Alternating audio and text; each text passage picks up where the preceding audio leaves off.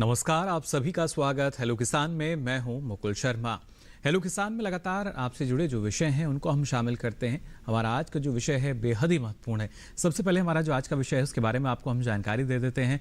आज खासतौर से बात करेंगे प्रधानमंत्री फसल बीमा योजना की और इससे जुड़े जो लाभ हैं। जी हाँ, कैसे इस योजना से जुड़कर जो लाभ है वो किसानों को अभी तक मिल पाया है, इसके बारे में आपको जानकारी दी जाएगी। या वो किसान जो अपनी फसल का बीमा कराना चाहते हैं, किस तरीके से आप इस प्रक्रिया से जुड़ सकते हैं, इस योजना से जुड़ सकते हैं, और आपको जो नुकसान की कहीं ना कहीं आशंका बनी रहती है, कैसे आप उसको लाभ में भी परिवर्तित कर सकते हैं, इस बारे में आपको हम जानकारी देंगे। और इसके लिए हमारे जो विशेषज्ञ हैं वो मौजूद रहेंगे। और आप उनसे अगर कुछ सवाल पूछना चाहते हैं तो आप हमारा टोल फ्री नंबर नोट कर लीजिए। इस पर आप हमें कॉल कर सकेंगे। नंबर है 1800-113060। साथ ही दूसरा नंबर है 1800-113061। इन नंबर्स पे आप हमें कॉल कर सकते हैं और आपके सवालों के जवाब देने के लिए जो विशेषज्ञ आज हमारे साथ जुड़े हैं उनसे भी आपका हम परिचय करा देते हैं। आपको बता दें हमारे साथ स्टूडियो में मौजूद हैं डॉक्टर पीसी सुधाकर जी। आप प्रबंधक हैं agriculture insurance company of India के। बहुत बहुत स्वागत सुधाकर जी आपका। नमस्कार आपको। और इसके साथ ही आपको बता दें हमारे साथ जुड़े हैं डॉक्टर सुनील कुमार जी। आप सहायक आयुक्त हैं प्रधानमंत्री फसल बीमा योजना के कृषि एवं किसान कल्याण मंत्रालय भारत सरकार में। बहुत बहुत स्वागत सुनील जी आपका भी। तो देखिए, जो हमारे विशेषज्ञ हैं वो हमने आपको उनका परिचय आपसे करा दिया है, तो आप भी झिझक अपने जो सवाल है वो पूछ सकेंगे। प्रधानमंत्री फसल बीमा योजना से संबंधित किस तरह का लाभ जो है वो आप इस योजना से जुड़कर ले सकते हैं। और खासतौर से अगर देखा जाए सुधाकर जी, क्योंकि अक्सर जो किसान हैं उनके सामने समस्याएं जाहिर तौर पर रहती हैं, लेकिन एक तरीके से सुरक्षा कवच के रूप में किसान अब देखने लगा है। लेकिन क्या लाभ इसका अब हमारे जो किसान हैं आज के समय में वो ले पा रहे हैं? देखिए, हाँ, जैसा कि आपने बताया, प्रधानमंत्री फसल बीमा योजना भारत सरकार की महत्वाकांक्षी योजना है। इसमें ताकि किसानों की जो आय है उसको स्थिर किया जा सके। तो स्थिर करने का मतलब ये है कि अगर आपको खेती करने में जो भी नुकसान हो जाता है, कभी कभी प्राकृतिक आपदाएं बहुत आती हैं, खेती चूँकि वो खुले आसमान के तहत आता है, खेती होती है, तो कई तरह की प्राकृतिक आपदाएं कभी भी आ सकती हैं जी। तो उससे जो लागत मूल्य है उसका भी उसको नुकसान हो जाता है कई बार। तो ये योजना से अगर आप किसान भाई सम्मिलित होते हैं तो उनको कम से कम जो लागत मूल्य है वो उसकी भरपाई इस योजना के माध्यम से हो जाती है, अगर उनके उपज में कमी आती है तब जी। इसलिए धीरे धीरे अब ये चूंकि 5 साल पूरे हो चुके हैं योजना के, तो धीरे धीरे ये देखने में आया है कि किसान भाई इसमें काफी जागरूकता बढ़ी है और वो इसमें धीरे धीरे बढ़ते चले जा रहे हैं। जी बिल्कुल, यानी जो संख्या है वो लगातार किसानों की बढ़ रही है जी। और काफ़ी फायदा भी हम मान सकते हैं जो किसानों को इसमें हो रहा है। साथ ही यहाँ सुनील जी आपसे भी हम जानना चाहेंगे, सरकार की कोशिश यही रही कि किसान को जहाँ भी नुकसान होता है उस नुकसान को पहले हम किसी तरह रोक सकें। और प्रधानमंत्री फसल बीमा योजना जो एक महत्वपूर्ण योजनाओं में से एक है, वैकल्पिक हालांकि इसे किया गया, लेकिन उसके बाद भी हम देख सकते हैं लगातार जो किसान हैं अपनी फसल का बीमा कराने में आगे आ रहे हैं। प्रधानमंत्री फसल बीमा योजना जब शुरू किया गया था, ये 5 वर्ष पूरा हो गया। ये फ्लैगशिप स्कीम है गवर्नमेंट ऑफ इंडिया का, जिसमें कोशिश रही है सरकार की कि ज्यादा से ज्यादा फसलों को हम इसमें कवर करें और जो भी आपदा के कारण फसल में नुकसान होती है उसकी पूरी भरपाई करें। इसमें किसान भाई को सबसे ज्यादा इसमें योजना में हम लोग ने किया था कि सम इंश्योर्ड बढ़ा दिया गया था, ताकि जो जितना आपको फसल क्षति हो उसके प्रोपोर्शनेटली हम उनको क्षतिपूर्ति कर सके। ये मुख्य उद्देश्य रहा था, जिससे किसान बहुत लाभान्वित हुए। जहां जहां भी क्षति की फसल की हुई है वहां हम लोग इसको क्षतिपूर्ति कर पाए हैं और किसान काफी संतुष्ट है इस योजना से। क्योंकि ये वॉलंटरी होने के बावजूद भी अभी जो हमारे खरीफ 2020 से ये स्कीम को स्वैच्छिक कर दिया गया था सभी किसानों में, लेकिन पिछले खरीफ के तुलना में इसमें कवरेज बढ़ा है। तो हम इस विश्वास के साथ कह सकते हैं कि किसान इसको ज्यादा से ज्यादा स्वीकार किए हैं। ये काफी महत्वपूर्ण है, जैसा आपने बताया कि जो कवरेज की अगर बात की जाए तो इसमें इजाफा दर्ज किया गया है, यानी किसान का जो विश्वास है वो जाहिर तौर पर झलकता हुआ नजर आ रहा है। किसान का रुझान बढ़ा है और इसके जरिए देखिए अब जो किसान को एक आशंका बनी रहती थी प्राकृतिक आपदा की वजह से उस नुकसान की भरपाई की जा रही है, क्षतिपूर्ति जो है वो तय समय पर कर दी जाती है, जिससे किसान को नुकसान नहीं होता। इस योजना के बारे में आगे विस्तार से हम आपको और जानकारी देंगे, लेकिन पहले आइए नजर डाल लेते हैं इस खास रिपोर्ट पर।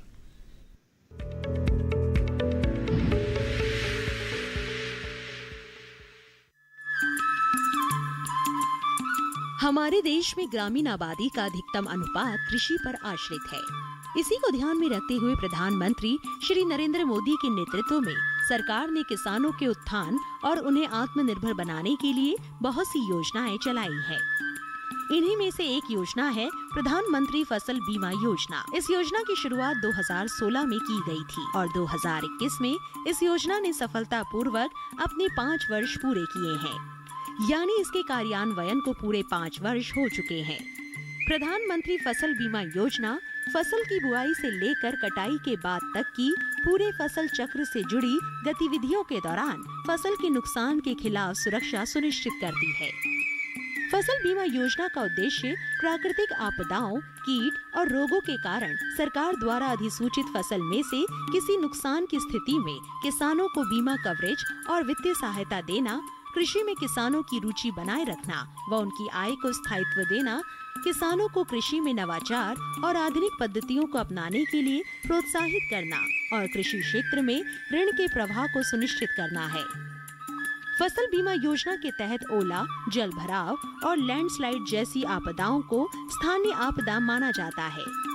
इस योजना के तहत पोस्ट हार्वेस्ट नुकसान भी शामिल है। फसल बीमा योजना में प्रीमियम दर काफी कम है। किसानों को खरीफ फसलों के लिए बीमा कंपनियों द्वारा निर्धारित प्रीमियम का सिर्फ 2% और रबी के लिए 1.5% प्रीमियम देना होता है, जबकि वार्षिक, वाणिज्यिक और बागवानी फसलों के लिए भी प्रीमियम महज 5% है। प्रीमियम का बाकी सारा भार सरकार खुद उठाती है और वही बाकी रकम किसानों की ओर से बीमा कंपनियों को देती है, ताकि किसी भी प्रकार की प्राकृतिक आपदाओं में फसल हानि के लिए किसानों को पूर्ण बीमित राशि प्रदान की जाए। ये योजना दावा निपटान के माध्यम से वित्तीय सहायता प्रदान करके किसानों को अपने पैरों पर मजबूती से खड़े होने में मददगार साबित हो रही है। किसान प्रधानमंत्री फसल बीमा योजना के तहत फसल बीमा कराकर इस योजना का लाभ ले सकते हैं।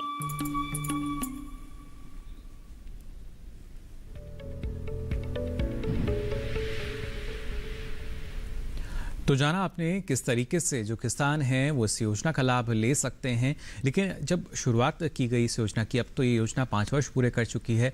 आज के समय की अगर हम बात करते हैं सुधाकर जी, कितना बदलाव आप देख पा रहे हैं? जैसा कि अब सुनील जी ने भी जानकारी दी कि जो किसानों का रुझान है, जो विश्वास है, वो बढ़ा है इस योजना को लेकर।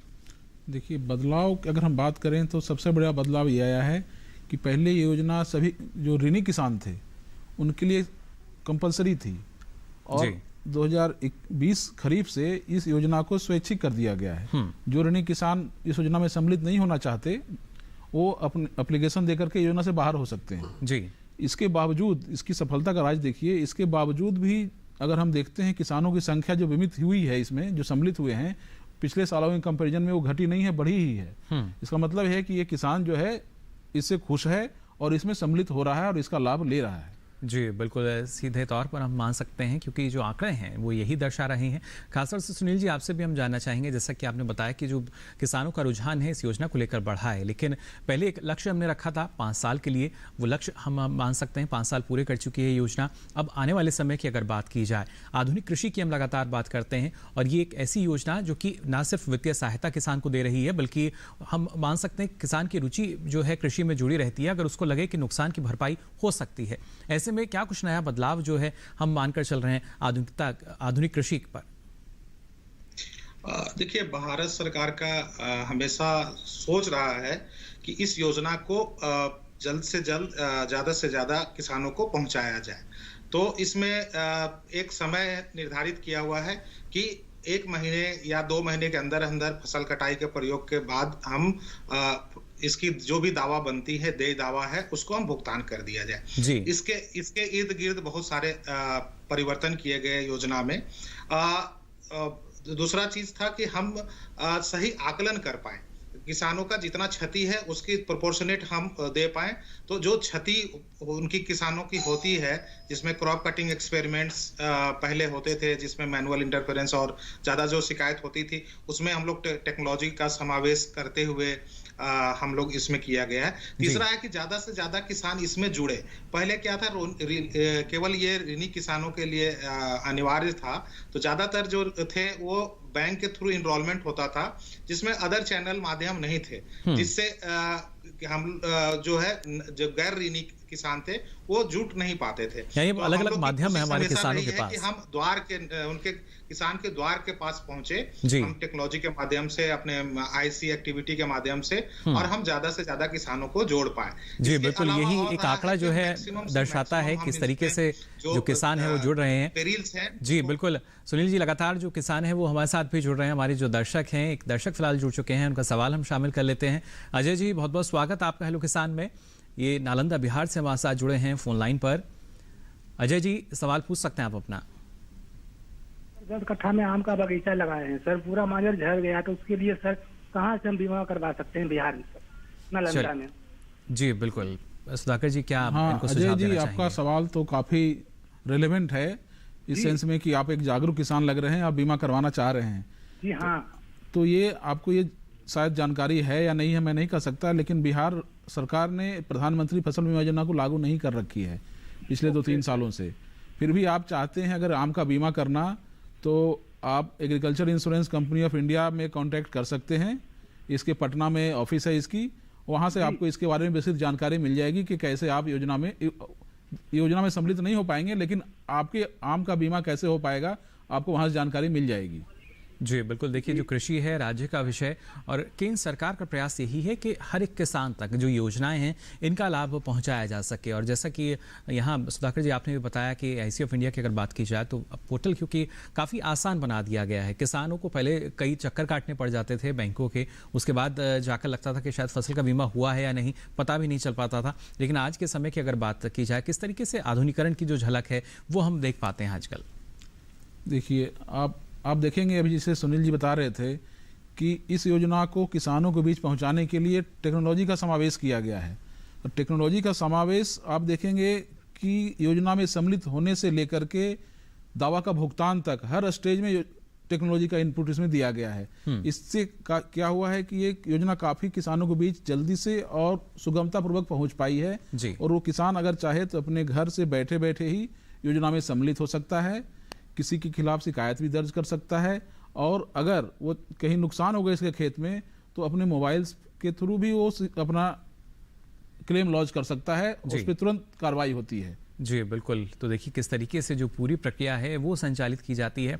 और खासतौर से सुनील जी अगर देखा जाए, क्योंकि कोरोना कालखंड में लॉकडाउन की स्थिति थी, लेकिन कृषि से जुड़ी जो तमाम हम कह सकते हैं सुविधाएं हैं वो सरकार ने सुचारू रूप से जारी रखी। और उस दौरान भी हमने देखा कि प्रधानमंत्री फसल बीमा योजना की अगर बात की जाए, किस तरीके से जो अलग अलग दावे जो किए गए थे उनका भुगतान किया गया समय से। और यही एक महत्वपूर्ण बात है कि जो किसान है उसका ज़्यादा विश्वास जाहिर तौर पर अब झलकता है योजना को लेकर। हाँ देखिए, हम लोग लॉकडाउन पीरियड जब चल रही थी तो एक अनसमंजस की स्थिति बनी हुई थी कि हम क्रॉप कटिंग एक्सपेरिमेंट जो उस टाइम होना था खरीफ फसल का, उसको हम लोग कैसे निष्पादित कर पाएं, सही टाइम पर हम दावा का गणना कैसे कर पाएं, और जो नई योजना में जो बदलाव हुआ था उसमें खरीफ में हम कैसे किसानों को ज्यादा से ज्यादा जोड़ पाए। लेकिन हम लोग पूरे एक टाइम बाउंड सारा प्रोग्राम बना के किसानों के बीच में टेक्नोलॉजी के माध्यम से हम सारे चीज जुड़े रहे और हम ज्यादा से ज्यादा किसानों को फायदा पहुंचा पाए। हम लोग डेली मॉनिटरिंग कर रहे थे स्टेट गवर्नमेंट के साथ कि कहीं ऐसा तो नहीं है कि क्रॉप कटिंग एक्सपेरिमेंट कहीं नहीं हो पा रहा है या कोई कहीं दिक्कत है, या बीमा कंपनी के जो उनको को विटनेस करने के लिए जो एजेंट उनके जाते हैं, जो कर्मचारी उनको पास नहीं उपलब्ध हो पा रहे हैं। तो हम लोग ने पूरा व्यवस्था राज्य सरकार से सहयोग से पूरा कोऑर्डिनेशन करते हुए सारा समय के अनुसार हम लोग काम करवाए। और आपको जानकर ज्यादा खुशी होगी कि हम लोग उस बीच में राज्य सरकार को चूंकि हमें फाइनेंशियली स्ट्रेंथ करना था किसानों को, तो हम लोग बीमा कंपनियों के साथ कोऑर्डिनेट करके 10,000 करोड़ से ज्यादा रुपए का भुगतान हम लोग मार्च और जुलाई के मध्य में हम लोग कर पाए थे। जी और बिल्कुल। उसके बाद का डेटा और है जिसमें हम लोग ज्यादा से ज्यादा किसानों को हम बीमा दावों का भुगतान कर पाए, जिससे कुछ किसान जो है खेती से जुड़े रहे, उनका इनपुट्स और अदर्स जो बाजार से लाने का जो है जिसमें उनको पैसे की जरूरत पड़ती है वो सही समय पर मिल पाए, और जो रबी की फसल थी वो सही समय पर उनको लगा पाए, बुआई कर पाए, ये सारे चीजों को ध्यान में रखते हुए हम लोग माइक्रो प्लान बनाए हुए थे। राज्य सरकार के सहयोग से, बीमा कंपनियों के कोऑर्डिनेशन से हम लोग इसको इम्प्लीमेंट कर रहे थे। जी बिल्कुल, पूरी सही ढंग से हम मान सकते हैं कि उनका क्रियान्वयन किया गया, यानी जो कहा गया वो करके दिखाया। फिलहाल एक और दर्शक हमारे साथ जुड़ चुके हैं तेलंगाना से। बहुत बहुत स्वागत भानुगंगा रेड्डी जी, आपका क्या जानना चाह रहे हैं? नमस्ते जी। नमस्कार। हम पांडुरंगा रेड्डी, तेलंगाना, हैदराबाद। हम लोग शादनगर, महबूब नगर जिले के हैं जी। हम लोग 2018 में खरीफ में माइस के लिए प्रीमियम बना था जी। इस साल पूरा फसल पूरा बर्बाद हो गया था जी। अभी तक हम लोगों को क्लेम्स नहीं मिले सर। अभी तक भुगतान किसी तरह का नहीं हो पाया है सर, अभी तक क्लेम नहीं हुआ सर। जी रेड्डी जी, क्या कहा जाता है? इसकी शिकायत तो आपने जाहिर तौर पर की होगी, क्या कहा जाता है लेकिन? सर जी बोलिए सर। फसल मैच का है सर, 2018 खरीफ है जी। बिल्कुल सुनील जी, मैं उम्मीद करता हूँ रेड्डी जी का सवाल आपने सुना होगा। इनका कहना है कि 2018 में एक जो भुगतान की बात कही गई थी, क्लेम इन्होंने किया था, लेकिन अभी तक नहीं हो पाया। वो हमारा कंपनी नेशनल इंश्योरेंस कंपनी है सर। जी बिल्कुल, कई कंपनियां हैं जो लगातार, जिनकी कोशिश ये रहती है किसानों के नुकसान की समय रहते भरपाई की जाए। लेकिन सुनील जी, इस तरह की जो शिकायतें रहती हैं उनके लिए क्या हम मान सकते हैं, क्या समाधान इसका ढूंढा जाए? देखिए, इसके लिए सरकार ने बहुत कोशिश किए हैं। मैं किसान भाई को बता देना चाहता हूं कि तेलंगाना में खरीफ 18 से लेके रबी 19-20 तक का जो दावे का भुगतान है वो शेष है। उसका मुख्य कारण है कि राज्य सरकार को एक राज्यांश देनी होती है, अपनी उनकी दायित्व है, वित्तीय दायित्व है जो बीमा कंपनियों को देना होता है। और लगभग 900 करोड़ के आसपास जो है तेलंगाना स्टेट्स में किसानों का बीमा दावा रुका हुआ है, जो राज्य सरकार अपनी वित्तीय दायित्व जो है उसके अनुसार सब्सिडी बीमा कंपनी को नहीं दिए हैं, जिनके कारण रुका हुआ है। हम लोग स्टेट गवर्नमेंट से लगातार संपर्क में हैं, परसुएट कर रहे हैं उनको कि जल्दी से जल्दी किसानों के हित में देखते हुए अपनी राज्यांश बीमा कंपनियों को दें, ताकि जल्द से जल्द बीमा का भुगतान हो सके। इसी चीजों को ध्यान में देखते हुए कि ये निर्धारित किया गया था इस योजना में जो बदलाव हुए हैं खरीफ 2020 में, कि अगर कोई राज्य सरकार अपनी दायित्व निर्वहन पूरे ढंग से नहीं करती है तो अगले, जैसे मान लिया जाए खरीफ 20 का अगर वित्तीय दायित्व जो है वो 31 मार्च तक उनको पूरा कर देना है। अगर नहीं वो वित्तीय दायित्व करते तो किसानों के हित में ध्यान रखते हुए हम लोग ने ये योजना को राज्य सरकार से अनुरोध करते हैं कि ये योजना ना चलाएं, ताकि इससे किसानों को दिक्कत होती है, लेकिन एक वित्तीय चीजों को ध्यान में रखते हुए ये निर्णय लिया गया था। और अच्छी बात है कि ये निर्णय लेने के बाद जब केंद्र सरकार ने ये निर्णय लिया है तो राज्य सरकार जो है खरीफ 20 के लगभग सारे जो वित्तीय दायित्व हैं वो अपने बीमा कंपनियों को दे चुके हैं। यानी केंद्र सरकार की जो सक्रियता है वो सीधे तौर पर योजना में सुधार किया गया है। जी बिल्कुल, जैसा आपने कहा कि जो राज्य सरकारें हैं, अगर उनकी तरफ से कभी देरी की जाती है तो उसके लिए भी केंद्र सरकार पूरी निगरानी रखती है कि कहां पर, अगर क्या वजह है जो किसान है उनको सही समय पर भुगतान नहीं मिल पा रहा। और जैसे कि हमारे जो दर्शक जुड़े थे उन्होंने बताई अपनी समस्या, सुनील जी ने बताया कि आखिर इसके पीछे वजह क्या है। हम उम्मीद करते हैं कि जल्द ही आपका जो भुगतान है वो आपको मिल सकेगा। लेकिन देखिए, ये हमें समझना होगा, जो योजनाएं हैं वो आपके हित के लिए चल रही हैं, देरी उसमें ज़रूर हो सकती है, लेकिन ऐसा नहीं कि जो आपसे वादा किया गया वो पूरा ना किया जाए। आगे भी आपको बताएंगे किस तरीके से और जो है वो अभी तक किसानों को मिल पाया है इस योजना से जुड़कर। फिलहाल यहां रुक रहे हैं एक छोटे से ब्रेक के लिए।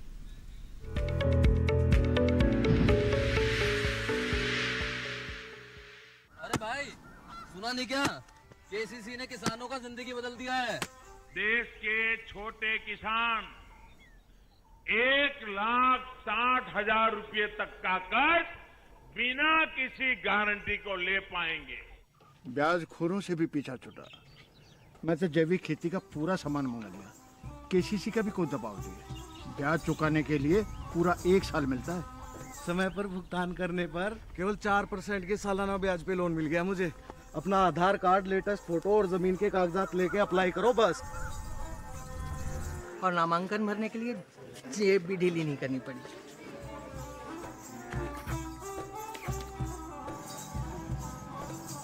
चाचा, उधार चुकाने के 24 घंटे के बाद उतने ही पैसे वापस निकाल सकते हैं। केसीसी ने किसानों की जिंदगी वाकई बदल दी है। तो आप भी किसान क्रेडिट कार्ड अपनाएं और सहजता से ऋण पाएं।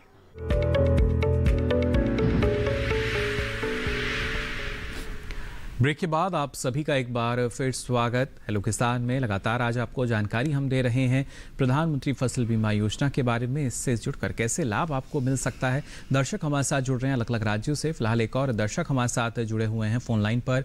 बहुत बहुत स्वागत आपका हेलो किसान में। क्या जानना चाह रहे हैं? हेलो हेलो जी, रंजिता जी सवाल पूछ सकती हैं आप अपना। गोरखपुर उत्तर प्रदेश से हमारे साथ जुड़े हैं फोन लाइन पर। हेलो जी, सवाल पूछ सकते हैं आप। हाँ सर, मैं फिलहाल अभी हम पालघर में विरार में रहते हैं, मुंबई में। हमारी थोड़ी सी खेती है गांव में, तो हम ये जानना चाहते हैं कि हाँ सर, हम ये जानना चाहते हैं कि अपने टीवी सेट का वॉल्यूम आप पहले बंद कर दें। हमें वहाँ उत्तर प्रदेश में ये प्रधानमंत्री बीमा योजना है क्या गोरखपुर में? जी बिल्कुल, देखिए क्योंकि जैसा लगातार हम आपको बता रहे हैं, सरकार की कोशिश यही रहती है कि हर जगह जो योजना है उसका लाभ मिल पाए। सुनील जी, उत्तर प्रदेश के बारे में जानकारी लेना चाह रहे हैं जो हमारे दर्शक हमारे साथ जुड़ी हैं। क्या उत्तर प्रदेश में जो योजना है ये संचालित है? ये उत्तर प्रदेश में ये योजना शुरू से ही संचालित है और इसमें मुख्य फसल जो गोरखपुर में है वो सारे अधिसूचित किए गए हैं और गोरखपुर के किसान इसके लाभ ले रहे हैं इस योजना में लगातार। जी बिल्कुल, देखिए लगातार हर एक राज्य की अगर बात की जाए, मैं बहन से अनुरोध करना चाहूंगा कि अगर ये बीमा अभी तक नहीं कराए हैं तो बीमा कराएं। और इसके लिए जो है आप मुंबई में बैठे बैठे भी बीमा करा सकते हैं। आप हमारे पोर्टल के माध्यम से, जो PMFY पोर्टल है, उनके माध्यम से आप जरूर इस योजना से जुड़ें और लाभ लें। जी बिल्कुल, देखिए किस तरीके से अब एक पूरी प्रक्रिया को हम मान सकते हैं सुधाकर जी आसान बना दिया गया है।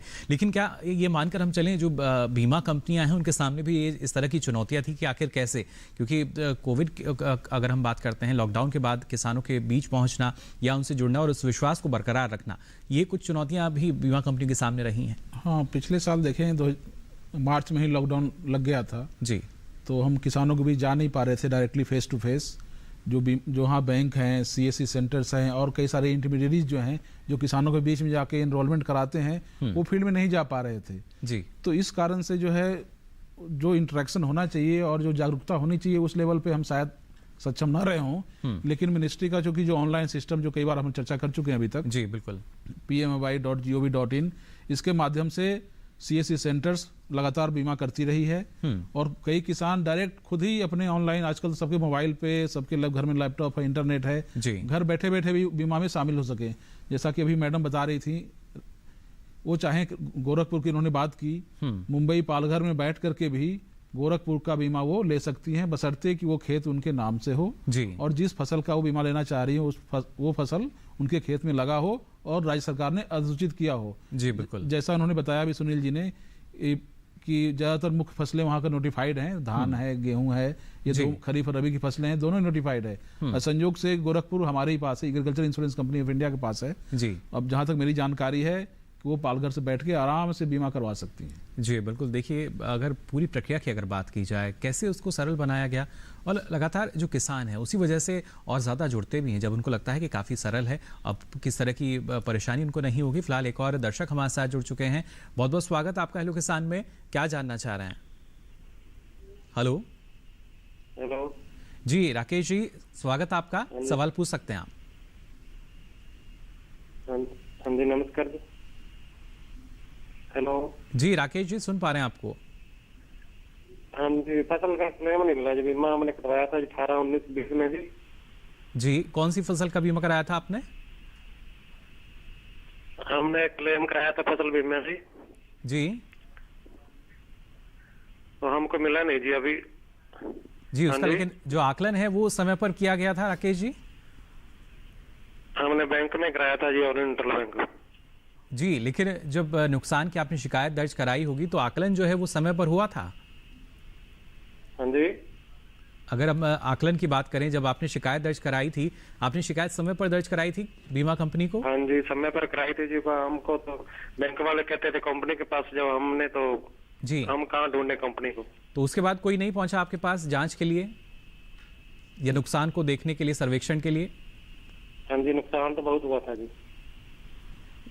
जी, लेकिन सर्वेक्षण की हम आपसे जानकारी लेना चाह रहे हैं। सर्वे के लिए क्या कोई पहुंचा था आपके पास कि कहां पर जो नुकसान है वो किया हुआ है? हाँ जी, हमारे यहाँ नरमे की फसल होती है।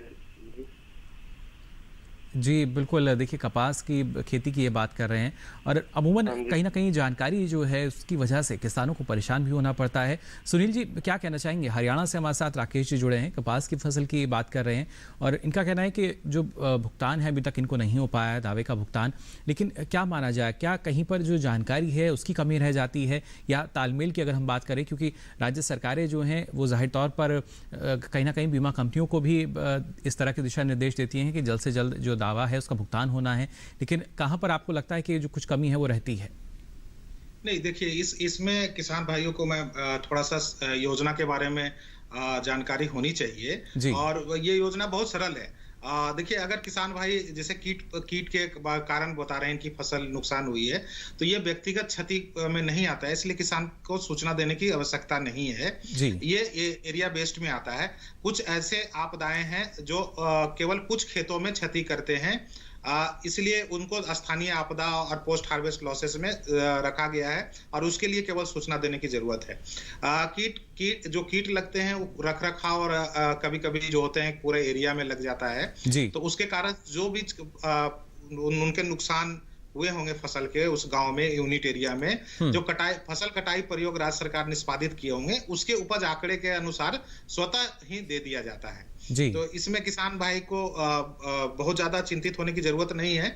अगर उनको लगता है कि मेरा सूचना समय पर नहीं दे पाए या हम इस योजना के बारे में पूरी जानकारी है या नहीं है, तो इसके आधार पर भी राज्य सरकार को इसमें बहुत पावर दिया गया है कि राज्य सरकार स्वतः ही योजना को प्रावधान जो है वो किसान के हित में लागू कर सके, जिसमें मिड सीजन एडवर्सिटी भी है, वो एडहॉक पेमेंट कर सकते हैं 25% अगर लगा कि क्षति है तो हो गया है ज्यादा, तो इस तरह के प्रावधान किए हुए हैं इस योजना में। जी बिल्कुल, देखिए प्रावधान यहाँ पर रखे गए हैं जिससे जल्द से जल्द किसान को जो नुकसान हुआ है उसकी भरपाई की जाए। लेकिन सुधाकर जी हम देखते हैं किसानों की अक्सर शिकायतें रहती हैं उनकी जो प्रति इकाई है जिसका सर्वेक्षण किया जाता है उसको लेकर, तो क्या इसमें हम और सुधार की कुछ संभावना मान सकते हैं? देखिए सबसे पहले इसमें जो है थोड़ा सा मुझे लगता है कि जानकारी का सही प्रवाह जो है शायद नहीं है जी। जैसा कि अभी सुनील जी बता रहे थे कि किसान को लगता है कि हमारे खेत में आग लग गई या कीड़ा मकोड़ा लग गया, तो ऐसे कई से कारक हैं जो कि इसमें ये क्षेत्रीय आधार पे वो कवर किए गए हैं जी। एक इंडिविजुअल लेवल पे कवर नहीं है। इंडिविजुअल लेवल पे मतलब एक खेत में नुकसान जो कुछ कारक से हो सकते हैं, जैसे जल प्लावन हो गया, खेत में पानी जमा हो गया जी, या ओलावृष्टि हो गई, या आकाशीय बिजली गिरने से आग लग गई जी। तो ये सब आपदा से अगर किसी एक दो खेत में चार खेत में नुकसान होता है अगर इन आपदाओं से, तो वो इन आपदाओं के कारण होने वाले नुकसान के लिए ही आपको सूचित करने की आवश्यकता होती है जी। और सूचित करने के लिए कंपनियों का टोल फ्री नंबर है, वहां सूचना दे दें, आप अपने मेल से सूचना दे दें जी। तो इस तरह सूचना कंपनियों को पहुंच जाती है। अगर इस कारण से हुई होगी तब तो आपको सर्वे करने आएगी कंपनी। अगर इस कारण से नहीं हुई, आपने कुछ और कारण उसमें लिखा जो कि योजना में सम्मिलित ही नहीं है, तो फिर सर्वे भी नहीं होगा जी। तो उसको सर्वे नहीं होगा वो तो एक पार्ट है, लेकिन अगर नुकसान हुआ है और ये वृहद स्तर पे है, काफी बड़े क्षेत्र में है, स्थानीय आपदा जिसको हम मान सकते हैं, यानी अगर स्थानीय कई सारी आपदा है ना, जैसे कीड़ा लग गया, कीड़ा को एक खेत में लगता नहीं, अगर एक खेत में लग रहा है इसका मतलब ये हुआ कि वो किसान जो है अपने खेत का सही देखभाल नहीं कर रहा। अगर सही देखभाल करेगा तो उसमें दवाई देगा, सब देगा और कीड़ा रुक जाएगा जी। अगर बहुत बड़े एरिया में आ गया, इसका मतलब ऐसा कीड़ा है जो कि कंट्रोल से बाहर है, तो ये तो व्यक्तिगत आपदा हुआ नहीं, ये क्षेत्रीय आपदा हो गया। तो इसका योजना में प्रावधान है कि क्रॉप कटिंग के आधार पे उपज की कमी की गणना की जाती है और सभी किसानों को अगर नुकसान है, उपज में कमी है, तो सभी को समान दर से दवा भुगतान अपने आप कर दिया जाता है। उसमें किसी को कुछ बताने की जरूरत होती नहीं, यह स्वतः प्रक्रिया है। जी बिल्कुल। तो देखिए यहाँ पर आप, ये ज़रूरी नहीं कि आप भी एक तय समय के अनुसार ही जो शिकायत हैं वो दर्ज कराएं, क्योंकि स्थानीय आपदा की अगर हम बात करते हैं, प्राकृतिक आपदा की हम बात करते हैं, तो वहाँ पर स्वतः ही जो एक तरीके से हम मान सकते हैं कि जो पूरी टीम है वो कोशिश ये करती है कि जल्द से जल्द निरीक्षण कर सके, उसके बाद जो आकलन है वो सही ढंग से किया जाए। सुनील जी, जानना चाहेंगे यहाँ आपसे भी, जिस तरीके से आपने बताया कि ये इस बात पर भी जोर दिया गया कि ना सिर्फ जो सर्वेक्षण की हम बात करते हैं, आकलन की हम बात करते हैं, वो तय समय पर हो जाए और उसके बाद जो भुगतान है वो भी तय समय तक हो जाए या उससे पहले हो जाए। और इस तरह के भी शायद उदाहरण हमारे सामने है जहाँ पर तय समय से पहले ही जो भुगतान है वो किया गया है जो हमारे किसान हैं उनको। हाँ, बहुत सारे उदाहरण है। जैसे हम लोग ने अभी जैसे स्थानीय आपदाओं के लिए है तो उसका हर एक का कैलेंडर बना हुआ है, एक टाइमलाइन बना हुआ है कि किसानों को 72 घंटे में सूचना देनी है। अगर लोकलाइज कैलेमिटी की बात करें स्थानीय आपदाओं के 7 दिन के अंदर अंदर राज्य सरकार जो है उसको ज्वाइंट कमेटी बना लें, सर्वे कर लें और 15 दिन के अंदर अंदर रिपोर्ट देना होता है। इसको हम लोग बहुत क्लोज मॉनिटरिंग करते हैं डिस्ट्रिक्ट वाइज, और इसकी हम लोग वीडियो कॉन्फ्रेंसिंग के थ्रू प्रत्येक बृहस्पतिवार को हम लोग वीडियो कॉन्फ्रेंसिंग के थ्रू सारे स्टेक होल्डर से एक एक क्षेत्र का हम लोग विश्लेषण करते हैं कि कहाँ क्या रह गई है और क्या कमी रह गई है, उसको दूर करें। तो इसके रिजल्ट आए हैं। जो टेक्नोलॉजी का हम समावेश किए, जिसको हम जैसे क्रॉप कटिंग एक्सपेरिमेंट सही ढंग से हो रहा है कि नहीं हो रहा है, टाइम से हो रहा है या नहीं हो रहा है, इसके लिए सीसी एग्री ऐप बनाया गया है कि एकदम रियल टाइम बेसिस पर हमारे पोर्टल पर आ जाता है। हम लोग बीमा कंपनी भी देख लेते हैं कि हाँ, यहाँ क्रॉप कटिंग एक्सपेरिमेंट का हो गया है। क्रॉप कटिंग एक्सपेरिमेंट में प्रावधान होते हैं कि पहले फील्ड का चयन होता है, उसके बाद वहां जाके फसल काटते हैं, उसके फसल काटने के बाद उसको सुखा के उसको तौला जाता है। ये सारे प्रक्रिया को हम लोग क्रॉप कटिंग एक्सपेरिमेंट्स जो होते हैं वो सीसी एग्री ऐप के माध्यम से सारे स्टेप्स को मंगाते हैं। तो हम लोग पूरे ऑनलाइन मॉनिटरिंग करते हैं कि कहाँ कहाँ क्या हो रहा है और कहाँ कहाँ डिले हो रहा है। अगर जहाँ जहाँ डिले हो रहा है उस जगह को हम लोग मीटिंग करते हैं, स्टेट गवर्नमेंट को परसुएट करते हैं, बीमा कंपनी से भी हम लोग फीडबैक लेते हैं कि सही ढंग से हो रहा है या कोई कमी है। इसके अलावा जो है हम लोग अभी कोविड के टाइम में जो है डायरेक्ट भारत सरकार ने जो क्रॉप कटिंग एक्सपेरिमेंट्स करते हैं जितने कर्मचारी हैं उनको हम लोग डायरेक्ट ट्रेनिंग दे पाए भारत सरकार ने।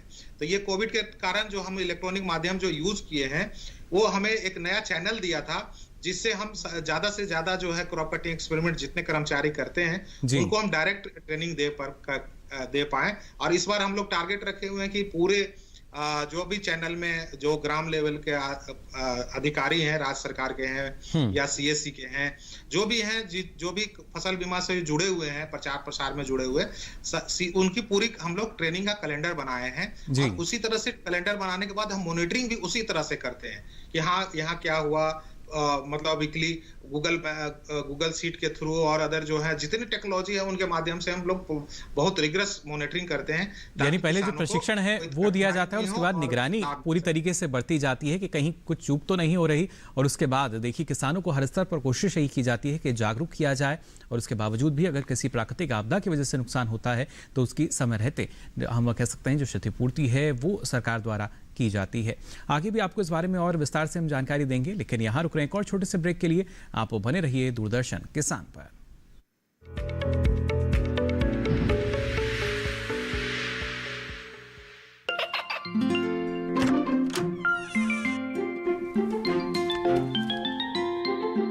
ये क्या हो रहा है? काशवी, इतने कम मार्क्स? काशू बेटा पढ़ा करो, पढ़ोगी नहीं तो आगे कैसे बढ़ोगी? मम्मा मैं भी तो आपसे यही कहना चाहती हूँ, पढ़ा करो। आप पढ़ोगे नहीं तो आगे कैसे बढ़ोगे? मतलब? वो देखो, सिर्फ बैक पर छपा ऑर्गेनिक नहीं, ऑर्गेनिक का निशान पहचानिए। पीजीएस ऑर्गेनिक का ये लोगो उन किसानों की पहचान है जो आज भी परंपरागत विधि से रसायन मुक्त खेती कर आपके लिए शुद्ध फसल उपजा रहे हैं। अब समझे मम्मा, अगर मैं प्योर ऑर्गेनिक फूड नहीं खाऊंगी तो अच्छे मार्क्स कहाँ से लाऊंगी? अच्छा बच्चों, जैविक खेती की इस मुहिम को आगे बढ़ाइए, शुद्ध ऑर्गेनिक अपनाइए।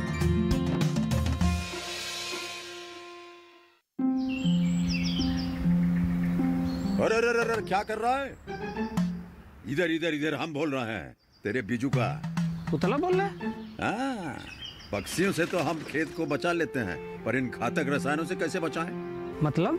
देख बेटा, तू जो ये अंधाधुंध रसायन मिलाता है ना, मिट्टी की सेहत बिगड़ने लगी है। और जब माटी ही कमजोर पड़ जाएगी तो उपज कैसे सेहतमंद होगी? अरे पहले ऐसा नहीं था। पूछना अपने बड़े बुजुर्गों से, कैसे फसल लहलहाती थी, शुद्धता झलकती थी। हाँ, माटी भी तंदुरुस्त और लोग भी। अब पहली वाली बात कहाँ? पर अब तो सब यही डाले हैं। सब नहीं, आज भी लाखों जागरूक किसान परंपरागत विधि से फसल उगा रहे हैं। खर्चा कम और उपज की कीमत भी बेहतर पा रहे हैं। ठीक है भाई, मैं भी आज से जैविक खेती शुरू करूंगा। माटी से प्रेम की परंपरा है, परंपरागत खेती।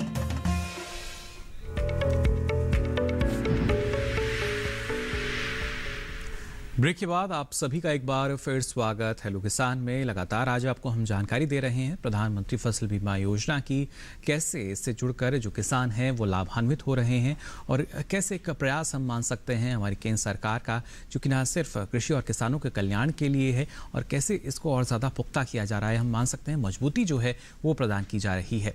यहाँ सुधाकर जी, आपसे हम जानना चाहेंगे, अब खरीफ 2021 की अगर बात की जाए, इसके लिए क्या जो अंतिम तिथि है वो निर्धारित की गई है? देखिए, आप देखेंगे खरीफ एक ऐसे तो बीमा कराने की तिथि अब शुरू हो चुकी है खरीफ की जी। इसके लिए राज्य सरकार अधिसूचना जारी करती है और पिछले साल जो हुए हैं कंपनियों का जो अलॉटमेंट हुआ है वो कई राज्यों में 3 साल के लिए हुआ है, जिसमें खरीफ 21 भी शामिल है। तो किसान जैसे उत्तर प्रदेश आपका है, छत्तीसगढ़ है, हरियाणा है, हिमाचल प्रदेश है, उत्तराखंड है, ये सब 3 सालों वाले हैं स्टेट। वहाँ 3 सालों के लिए ऑलरेडी कंपनियों का नाम आ चुका है, किस जिले में कौन सी कंपनी काम कर रही है और पोर्टल भी उसी हिसाब से कॉन्फ़िगर कर दिया गया है। तो किसान चाहें तो अपना जाकर के बीमा करवा सकते हैं प्लानिंग के आधार पे, क्योंकि अभी फसल तो लगेगी नहीं, वो प्लान कर लें कि इस खेत में हमको धान लगानी है तो धान का बीमा भी ले सकते हैं। जी बिल्कुल। और उसकी जो अंतिम तिथि है, जैसे आपने सवाल किया कि अंतिम तिथि जनरली जो है वो 15 जुलाई रखी गई है, लेकिन कहीं कहीं राज्य सरकारें फसल के कैलेंडर के अनुसार उसको थोड़ा सा ऊपर नीचे भी कर सकती है। जी, 15 से 31 जुलाई अमूमन हम देखते हैं कि जो समय है उसमें थोड़ा सा बदलाव किया जाता है, लेकिन ये ज़रूरी कि किसान जो हैं समय पर अपनी फसल का बीमा कराएं। सुनील जी, यहाँ आपसे भी हम जानना चाहेंगे क्योंकि जैसा अभी सुधाकर जी ने हमें बताया, खरीफ 2021 की अगर बात की जाए तो पहले से ही क्या अब किसान को भी ये पहले से ही तैयारी कर लेनी चाहिए कि कौन सी फसल आप लगाने जा रहे हैं और किस तरह की परिस्थितियाँ हो सकती हैं, क्योंकि अब तो सारी जानकारी जो है किसान को घर बैठे मिल जाती है और ऐसे में ज़रूरी यही कि आप सबसे पहला जो कदम है, जैसे ही आप फसल का चयन करें तो उसके बाद अपनी फसल का जो बीमा है वो सुनिश्चित करा लें। देखिए, इसमें योजना में और प्रावधान किया गया है, जो आप बता रहे हैं उसके अलावा भी है कि अगर किसान भाई मान लिया अभी प्लान किए कि धान की फसल हमको लगाना है और वो बीमा करा लिए, अगर उनको लगा कि नहीं धान की फसल को हमको बीच में चेंज करके दूसरी कोई अन्य अधिसूचित फसल लगाए हैं, तो वो अपने क्रॉप को चेंज कर सकते हैं। ये जो कट ऑफ डेट है उसके जो है 72 घंटे के पहले मतलब 2 दिन पूर्व जो है वो जिस चैनल से बीमा कराए हैं वहां जाके वो अपने क्रॉप को चेंज कर सकते हैं। तो इसलिए किसान भाइयों को बहुत सुविधा दिया गया है कि आप जो है अंतिम समय तक ना सोचे। जब आपको लगा कि आपने एक निश्चित कर लिया कि हम यही फसल बोएंगे, बोने की तैयारी कर रहे हैं, तो आप बीमा करा लें।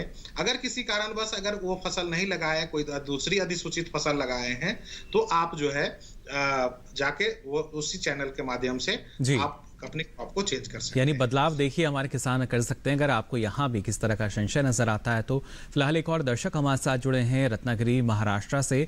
बहुत बहुत स्वागत है आपका हेलो किसान में। क्या जानना चाह रहे हैं? जवंत काकरे जी। हाँ, नमस्कार। नमस्कार, सवाल पूछ सकते हैं आप। मैं महाराष्ट्र से रत्नागिरी जिले से बात कर रहा हूँ। मेरा नाम जयवंत काकरे है जी।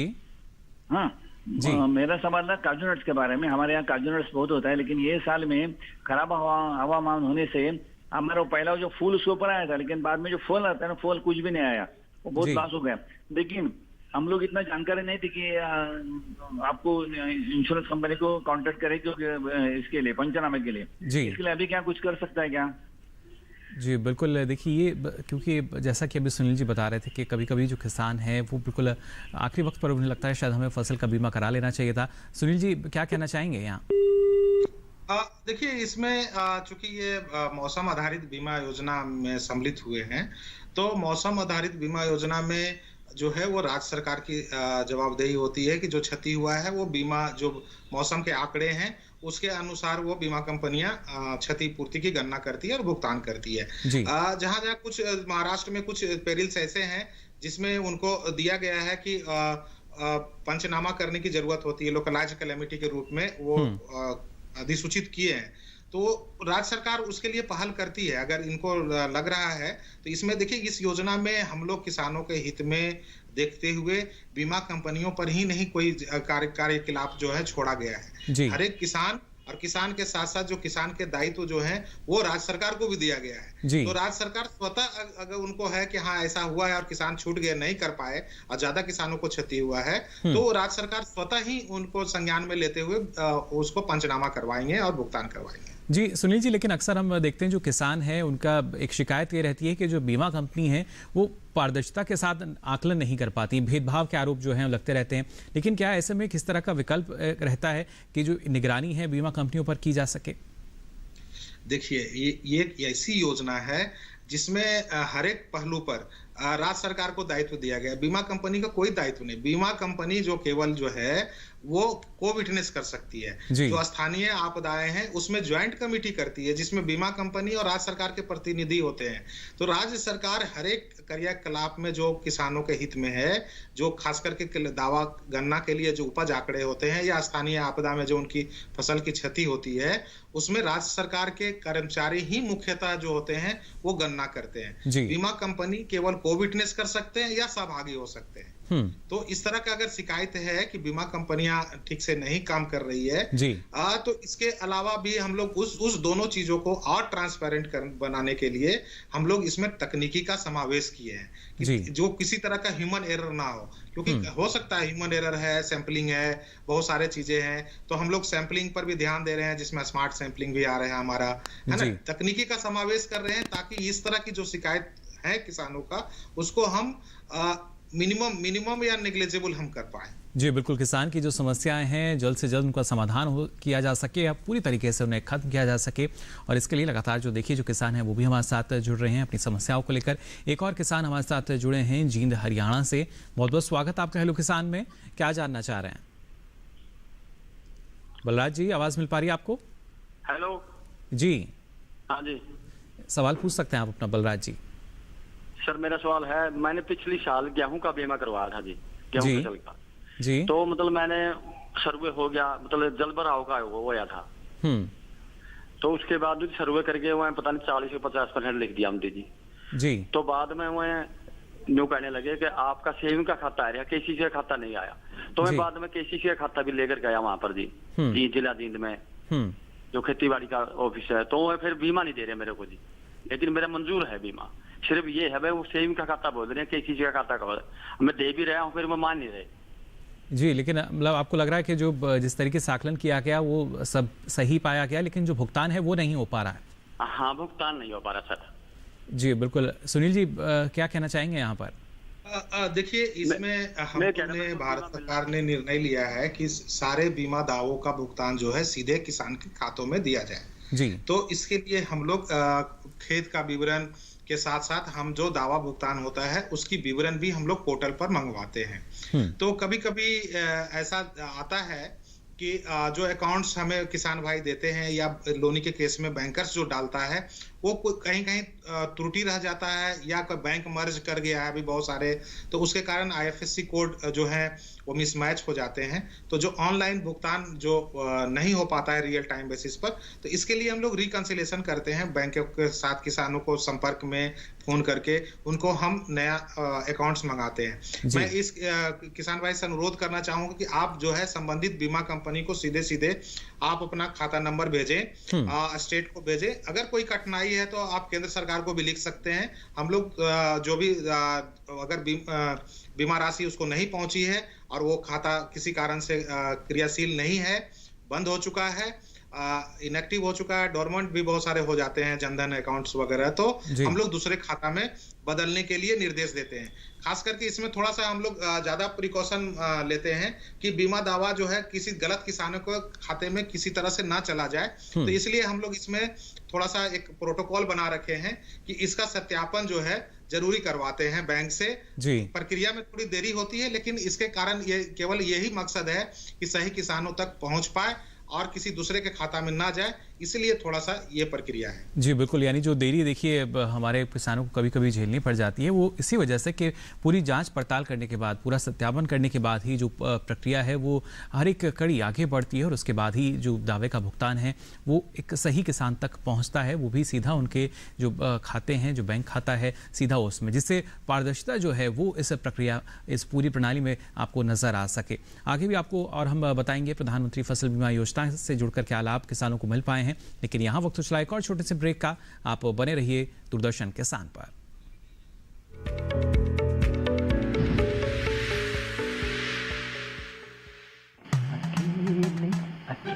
अरे वाह भैया, अकेले अकेले। अरे तू भी ले, पर खाएगा कैसे? मैं ऑर्गेनिक खेती की बात कर रहा रे बेटे। अकेले अकेले खेती कब तक करेगा? मतलब गांव में 20-25 किसानों का समूह बना के पंजीकरण करवा ले, फिर सरकारी ट्रेनिंग भी मिलेगी और मुफ्त जैविक बीज खाद भी। फिर पीजीएस ऑर्गेनिक की सरकारी मोहर के साथ तेरी उपज आकर्षक पैक में पहुंचेगी बड़े बाजार तक। अच्छा?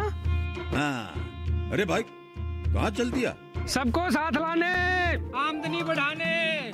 तो किसान भाई समझ गए ना? साथ मिलकर ऑर्गेनिक खेती कीजिए, अपनी परंपरा को आगे बढ़ाइए, ज्यादा मुनाफा कमाइए। माटी से प्रेम की परंपरा है परंपरागत खेती।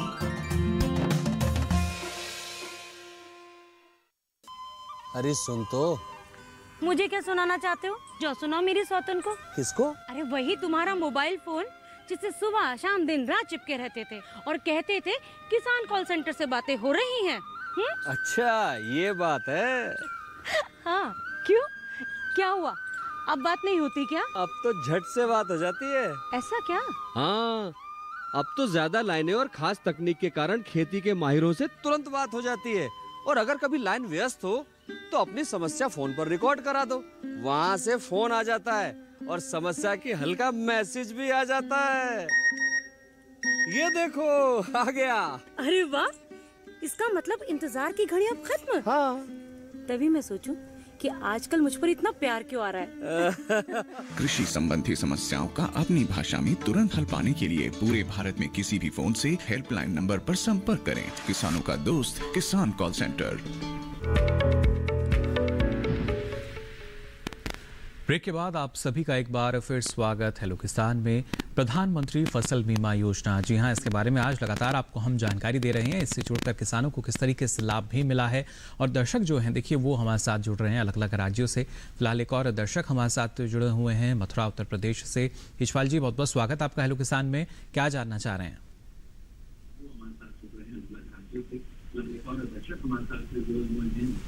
हेलो।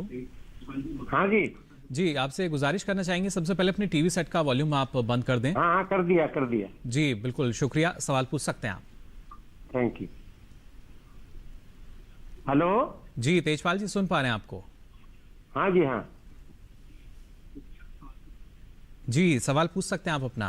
हाँ जी। हाँ, मेरा सवाल ये है कि जैसे ये एक ग्राम पंचायत लेवल पे फसल सूचित की जाती है जी, तो क्या ये संभव है कि टोटल सभी किसान ही उसी फसल को उगाए, अन्य फसल भी उगाते हैं, उसका बीमा कैसे मिलेगा? जी बिल्कुल, देखिए लगातार कोशिश यही की जाती है कि कैसे हम कृषि को और ज़्यादा लाभकारी बना सकते हैं। लेकिन सुनील जी, क्योंकि एक सवाल ये ऐसा कहीं ना कहीं दुविधा जो है किसान की इसमें नज़र आती है, क्या कहना चाहेंगे आप? देखिए किसान भाई चूंकि एक ही फसल उगा रहे हैं इसलिए ऐसा सोच रहे हैं। ये जो अधिसूचित होती है फसल जिलावार अधिसूचित होते हैं और वो लगभग जो है हर एक अधिसूचित क्षेत्र में सारे क्रॉप अधिसूचित होते हैं। तो ऐसा नहीं है कि अगर जैसे खरीफ में अगर ये धान के साथ साथ और अन्य फसलें भी अधिसूचित होते हैं, तो कोई गांव में जो मोनोक्रॉपिंग टाइप का होता है तो इसलिए इनको लगता है कि दूसरा क्रॉप उगाएंगे तो ये बीमा योजना में नहीं आएगा। ऐसा नहीं है। बीमा योजना में जो भी फसल अधिसूचित है, जिस गांव में अगर वो कोई भी किसान उगाएंगे तो उनकी बीमा होगा। जी बिल्कुल। साथ ही यहाँ सुधाकर जी आपसे भी हम जानना चाहेंगे, क्योंकि जिस तरीके से कोशिश लगातार यही की जाती है कि ज़्यादा से ज़्यादा जो क्षेत्र है हमारा वो बीमा के दायरे में आ सके, और हम जानते हैं जो जोत है यहाँ छोटी हो रही हैं अब, लेकिन ऐसे में जो किसान उत्पादक संगठन है, क्या ये भी एक विकल्प रखा जाता है कि अगर आप चाहें तो जो FPO का निर्माण कराया जाता है, समूह में भी अगर किसान चाहें तो फसल का बीमा करा सकते हैं? नहीं, इस योजना में तो सिर्फ कृषकों के लिए ही भागीदारी सुनिश्चित की गई है जी। किसी भी ऑर्गेनाइजेशन के रूप में योजना में सम्मिलित नहीं हो सकते। लेकिन मैं ये बता सकता हूँ कि जैसा कि अभी सवाल था ना कि एक ज़्यादातर आप देखेंगे एक ग्राम पंचायत में धान लगाते हैं खरीफ में, तो धान ज़्यादातर लोग धान लगाते हैं जी बिल्कुल। लेकिन उसके साथ साथ मक्का भी लगाते हैं, कहीं ज्वार भी लगाते हैं, कहीं बाजरा भी लगाते हैं और अन्य जो खरीफ की फसलें वो भी लगाते हैं। तो ये राज्य सरकार के ऊपर निर्भर करता है कि ये किस ग्राम पंचायत में कौन सी फसल का बीमा वो अधिसूचित करती है जी। लेकिन उत्तर प्रदेश की हम अगर बात करें तो खरीफ में कई सारी फसलें हैं, करीब 10 फसलें हैं जिसकी वो अधिसूचना जारी करती है और वो करीब जो मुख्य फसलें हैं, ऐसा कई बार हो सकता है कि एक ग्राम पंचायत में 1 या 2 प्लॉट में कोई एक फसल लगा लिया जो बिल्कुल नया सा फसल है तो वो शायद योजना में सम्मिलित ना हो पाए। लेकिन जो भी बृहद स्केल पे है जो कि काफी कुछ है, एकरेज है उसका, तो अधिसूचित होती है। तो किसान भाई ये सुनिश्चित रहें कि अगर वो दूसरा फसल भी लगाते हैं और उसका अगर वो बीमा लेते हैं तो उसके क्रॉप कटिंग अलग से की जाती है। ऐसा नहीं है कि 4 क्रॉप कटिंग कर लिया धान के लिए तो खत्म हो गया जी। अगर वो दूसरा फसल वहाँ अधिसूचित है, मक्का है तो मक्का का चारा अलग से होगा, बाजरा है तो बाजरे का चारा अलग से होगा। जितनी फसल होगी उतने गुना 4 क्रॉप कटिंग होगी और हर फसल का नुकसान अलग अलग गणना की जाएगी। जी बिल्कुल। देखिए इसके लिए आपको ये भी जरूर ध्यान रखना होगा कि जो फसल है वो अधिसूचित है या नहीं, और उसके बाद आप अपने सही ढंग से जो पूरी प्रक्रिया है अलग अलग पोर्टल पर आप इसके लिए आवेदन भी कर सकते हैं। फिलहाल यहाँ एक और दर्शक हमारे साथ जुड़े हैं। राजपाल जी बहुत बहुत स्वागत आपका हेलो किसान में, क्या जानना चाह रहे हैं? हेलो हेलो हाँ नमस्कार जी। नमस्कार। ये बीमा कंपनी होती है जो जिम्मेदारों का बीमा करते हैं जी, ये किसान क्रेडिट कार्ड से पैसे काट लेते हैं जी। ये आपको लगता है कि जो KCC से पैसा जो है वो कट जाता है लेकिन बीमा नहीं होता? नहीं, बीमा तो करते हैं जी। जी तो ये जिम्मेदार की मर्जी होनी चाहिए, कट कराए या ना कराए। जी बिल्कुल, इसको तो अब स्वैच्छिक कर दिया गया किसान के लिए। अच्छा जी। तो किसान मैं इसमें कुछ जी सुधाकर। हाँ देखिए, आपकी जो शिकायत है इसको भारत सरकार ने बहुत पहले ही संज्ञान में ले रखा है। इसके आधार पे खरीफ 2020 से ही इस योजना को स्वैच्छिक कर दी गई है। जो भी किसान, जैसे आपने बताया आपका KCC है, अगर आप इस योजना में सम्मिलित नहीं होना चाहते तो आप संबंधित ब्रांच में जाएं, वहाँ एक छोटा सा फॉर्म होगा, उसको भर दें कि मैं इस योजना से अपने आप को अलग रखता हूँ, तो फिर बैंक वाले आपका बीमा प्रीमियम नहीं काटेंगे और आप योजना से बाहर हो जाएंगे। लेकिन साथ में आप ये भी ध्यान रखें, जब भी आप योजना में शामिल होना चाहते हो तो उस कट ऑफ डेट के पहले आप आइए, उनको बताइए कि हमको योजना में पुनः शामिल कर लें, तो वो पुनः शामिल कर लेंगे। इसलिए अब सारा आपके ऊपर है कि योजना में सम्मिलित हो या ना हो। जी इसलिए इसको स्वैच्छिक हम कह रहे हैं। और जैसा कि अब खरीफ 2021 की अगर बात की जाए तो उसके लिए जो फसल का बीमा है शुरू हो चुका है। कोशिश आपको यही करनी है, अगर आपको लगता है कि इस तरह की परिस्थितियां आपके सामने हो सकती हैं तो बेहतर यही कि आप अपनी फसल का बीमा कराएं और नुकसान की जो संभावना बनी रहती है, जिससे हमारे किसान जो डरे रहते हैं वो जो डर है खत्म हो सके। सुनील जी कुछ और आप कहना चाहेंगे हमारे दर्शकों से, किसानों से? देखिए, हम किसान भाइयों से अनुरोध करना चाह रहे हैं कि देखिए ये जो है खरीफ 21 फसलों का बीमा कराने का समय आ गया है। ज़्यादातर किसान भाई जो है इंतजार करते रहते हैं कि हम कट ऑफ डेट पूरी हम प्रक्रिया कर लें, सारा काम हम देख लें और उसके बाद फसल लगाने के बाद हम ही बीमा कराएं। देखिए ये योजना ऐसी योजना है जिसमें प्रिवेंटेड सोइंग मतलब बुआई पूर्व से जो जोखिम है, जो फसल कटाई के बाद तक पश्चात तक की सारी जोखिमों को कवर किया गया है। तो किसान जो है जल्द से जल्द इसमें अपना इंश्योरेंस कराएं ताकि उसको लाभ हो सके। कभी कभी ऐसा होता है कि प्रिवेंटेड सोइंग का बेनिफिट जो है किसान लास्ट तक सोचते रह जाते हैं कि हम बीमा लास्ट में कराएंगे, तो उनको हम प्रिवेंटेड सोइंग जिसको कहते हैं बुआई पूर्व की जो जोखिम के कारण जो सोन नहीं हो पाता एरिया, उसकी हम नहीं दे पाएंगे। इसलिए किसान भाइयों से अनुरोध है कि आप इस योजना में जुड़े, अपनी फसल का बीमा अवश्य कराएं। ये प्राकृतिक आपदाओं के कारण सुरक्षा प्रदान करती है ताकि प्राकृतिक आपदा के समय में आपके आय में कोई कमी ना आए। जो आपने जीवन में अपने परिवार के लिए, खेती के लिए और अन्य चीजों के लिए आपने जो सोच कर रखा है, तो प्राकृतिक आपदा के कारण जो विपदा में आपकी फसल खराब हो जाए और उसके कारण आप इससे नहीं कर पाए, इसी क्षतिपूर्ति को करने के लिए प्रधानमंत्री फसल बीमा योजना आपके बीच में लाया गया है, ताकि ये किसान मैक्सिमम से मैक्सिमम इसमें फायदा उठा पाए। जी बिल्कुल, ज़्यादा से ज़्यादा जो लाभ है किसानों को मिल सके। फिलहाल सुनील जी आपका बहुत बहुत शुक्रिया इस तमाम जानकारी के लिए। तो यहाँ सुनील जी हमें बता रहे थे किस तरीके से देखिए जो लाभ है किसानों को मिल पाया है। साथ ही डॉक्टर पीसी सुधाकर जी आपका भी बहुत बहुत आभार, आपने इतनी महत्वपूर्ण जानकारी हमारे दर्शकों के साथ साझा की और हमारे जो दर्शक है वो बेहतर ढंग से जान पाए होंगे क्या लाभ है अगर हम अपनी फसल का बीमा करा लेते हैं। ना सिर्फ प्राकृतिक आपदा जैसे सूखे की अगर बात की जाए, ओलावृष्टि की हम बात करें, या आकाशीय बिजली की वजह से भी अगर किस तरह का नुकसान आपके खेत में होता है, आपकी फसल को नुकसान होता है, तो वहाँ आपको देखिए क्षतिपूर्ति यानी नुकसान की भरपाई दी जाती है। और खेती का जोखिम कम करने के लिए योजना काफ़ी कारगर है। इसी वजह से ज़्यादा जो किसान हैं इस योजना से जुड़ रहे हैं। अब आइए आपको हमारा जो कल का विषय रहेगा उसके बारे में भी जानकारी यहाँ दे देते हैं, जिससे पहले से आप अपने सवाल जो हैं तैयार कर सकें। कल खासतौर से बात होगी गमले वाले पौधे एवं फूलों की संरक्षित खेती की, और साथ ही आपको बताएंगे हरी खाद का क्या महत्व है। बेहद ही महत्वपूर्ण विषय हमारे कल के भी, इससे संबंधित अपने सवाल आप तैयार कर लीजिए। इसके अलावा अगर आप अपना कोई सवाल या सुझाव हम तक पहुंचाना चाहते हैं तो आप हमारी ईमेल आईडी नोट कर सकते हैं। हमारी मेल आईडी है hellokisan2015@gmail.com। साथ ही आप फेसबुक के माध्यम से भी हमसे जुड़ सकते हैं। फेसबुक पर जाकर आपको हिंदी में टाइप करना होगा हेलो किसान, और यहाँ भी अपना सवाल या सुझाव आप लिखकर छोड़ सकते हैं। और अब बारी है आखिरी लेकिन सबसे महत्वपूर्ण विकल्प की। जी हाँ, आप डीडी किसान कॉल सेंटर का नंबर नोट कर लीजिए। ये नंबर है 1800-113060। सोमवार से शनिवार सुबह 6 से रात के 10 बजे तक की लाइंस खुली हुई हैं। इस पर भी आप अपना सवाल दर्ज करा सकते हैं। हमारी कोशिश यही है आपके जो सवाल आते हैं, जो समस्याएं आती हैं, उनका जल्द से जल्द समाधान जो है आपको दिया जा सके, जिससे और ज़्यादा लाभकारी कृषि क्षेत्र को या खेती को हम बना सकें और हमारे किसान को सशक्त और आत्मनिर्भर भी बनाया जा सके। फिलहाल आज के लिए हेलो किसान में बस इतना ही। दीजिए इजाजत, नमस्कार।